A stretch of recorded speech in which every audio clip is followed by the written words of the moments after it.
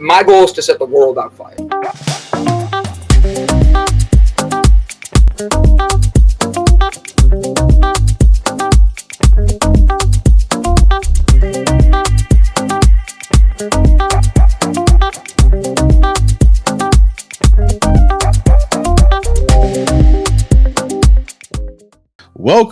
Welcome to the Is That So show. We have a very special show for episode 2, season 2 of the Is That So show. We have a kindred spirit that I've invited on, Mr. Brandon Croucher. Now, I've spoken to this brother a little while backstage, and let me tell you, he has no issue with living in his truth. Those are our building blocks for our fire. And once your fire has the heat coming out, Matthew 14 says literally, you will be like a spark and create a fire throughout the woods. And my thing is, as a former youth pastor, I lived with these things. And then as I grew, I started getting into Buddhism. I started getting into all religions you can think of. I wanted to know. Yeah. And there's so many, and we're in such a small part of our world. And I had to be able to be like, why does somebody on the other side of the world not get the same level of people in the U.S.? And how do I change that in my mindset? It's by being able to see that my spark really was different. And my fire is going to burn, and it's going to make it. My goal is to set the world on fire. Yes, I'm going to need you to just tell me, so tell me a little bit more about this research behind this. Like, why should people look for this product? So when you look at CBD products, what's the first thing you hear of? Oils, lotions, gummies, things like that, right? And then when you hear gummies, it's like, oh, your neighbor's cousin's sister all of a sudden is making her own gummies, and that's how you're going to try them. But the thing is, you don't know what the hell they're putting in there. They might actually be putting cannabis in there.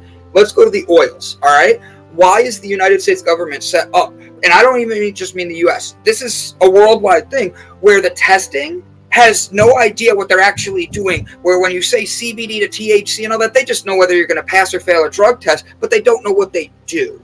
So how are we going to sit here and convict people, tell people they're wrong for what they're doing and that this is a bad thing when they don't even know what it is, but our forefathers were smoking it? Now, what do we do with these? These cannabinoids we're finding in science are actually in our bodies. And we're actually producing them from CBN to help us fall asleep to CBG that is used right now. If you can get the isolate of CBG, which I'd be happy to help people get, you could literally take a pack, pour it in. And you know how veterans are known for having the PTSD? CBG is literally being shown left and right to help with PTSD and calm people and bring them back to themselves faster than any other medicine out there. And so, as you're mentioning, of course, now I'm being a little bit more intrigued. Now, I know a little bit about CBD, of course, but, talk to me. Like, how does that assist with PTSD or complex PTSD? So PTSD, your mind is actually chemicals going crazy, and it's putting you in a mindset that's different than where you actually are. You're going back to fights, anger, childhood trauma, maybe. Okay? It's your mind going there. Now, what does this do? And it's actually, just so I'm clear, CBN is the one that helps you fall asleep. CBG is the one for PTSD. Just so I make sure I say the right ones, because my heart wouldn't be able to handle it, and I want people to Google it if they want. So PTSD, the CBG, being that different cannabinoid, I don't picture you smoking. All right, Harry, I don't picture you out here, you and I going for a walk. I don't think you and I are going to smoke a joint together. Just being honest, okay? And if we are, cool. Brother, I will be there in a heartbeat. Don't worry. I love it. Like, puff, puff, pass, brother. But most people do not want to smoke. They don't trust the oils because of what we're hearing on the news. They don't trust other things. So CBG, being able to take it and put it in your drink, to your ice cream, to whatever, is helping you when you eat it. Slow your brain down from that moment of pure chaos in your brain, and being able to help you get back to you. Why does it do that? It's because our body is producing chemicals that we've been removing for decades and generations now. And those angers that we've had are now quicker than we've had in the past because past traumas are coming back faster and our patterns are having a hard time changing. So connect your personal brand mission to being lit, living in truth for life. So as you guys have heard my story, I'm bipolar, all these other things, from good jobs to masters to awards. It all started with the spark of anger deep down inside as a kid, feeling neglected, feeling unappreciated, feeling completely lost in life, which so many of us do. And the thing was, while anger, anxiety, they provide energy for us in different ways, I didn't want to keep pushing myself into that one, because anger is just like running into a wall. Why am I going to keep running into a wall and pushing myself into a direction that I don't feel good from afterwards, and the wall's not going to lose? So how did I just switch this? I started rebalancing my life by starting by calming myself. I didn't let anybody around me get me mad. I didn't let anybody around me influence me. So when you have people who like to fight around you all the time and verbally know how to say things to get under your skin, they'd poke you just the right way with words that would make me want to fight and be like, get the hell away from me. No, I needed to break that, because that meant I was letting somebody else have control of my life. So I brought that calm back to keep me balanced. Why do I need to be balanced? Because if I'm balanced in a room, just like you, just like Harry, just like everybody, if everybody stays balanced, stays calm, even no matter how far you disagree on each other, guess what?